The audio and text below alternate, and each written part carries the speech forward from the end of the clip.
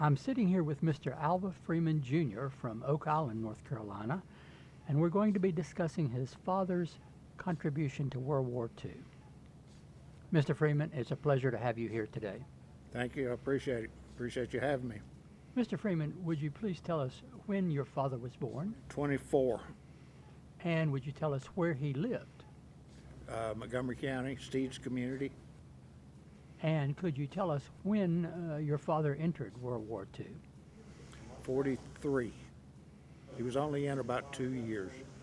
Late 42, 43. I can't remember the date exactly.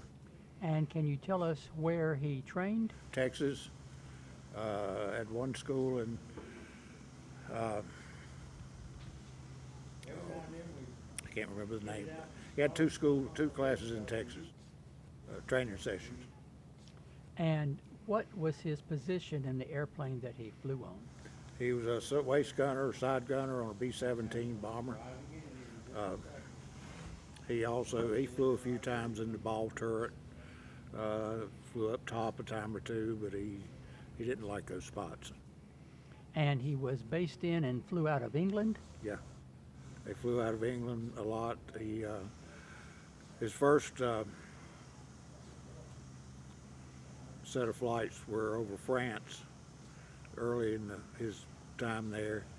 And then he flew over the Battle of the Bulge when they were making the landing there.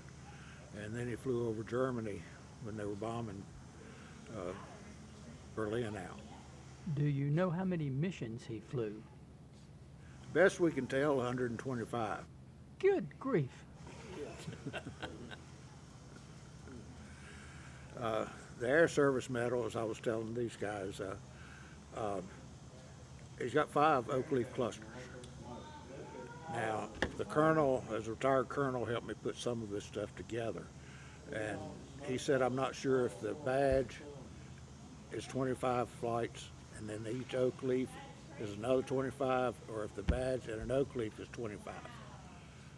I don't know if the 125th would have been his last, or they would have put some more on him, but I do remember him saying that was, in that set of flights, was his 25th mission.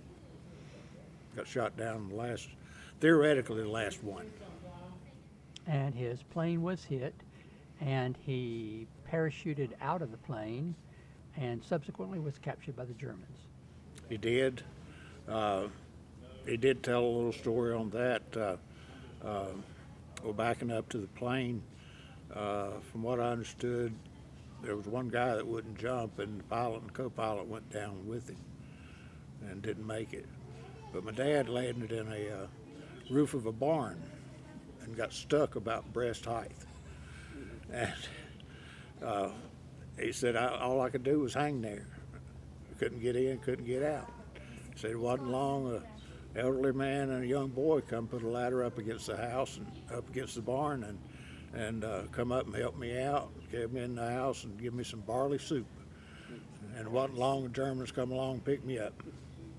Well, that's an amazing story. Do you know how long he spent in the German prisoner of war camp? About 6 months. About 6 months. And he never talked much about that? Nope. Other than what they were fed, he never said anything about the treatment there.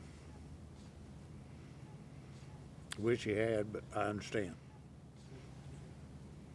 Well, Mr. Freeman, the North Carolina Aviation Museum and Hall of Fame is very pleased to receive your father's medals and uniform.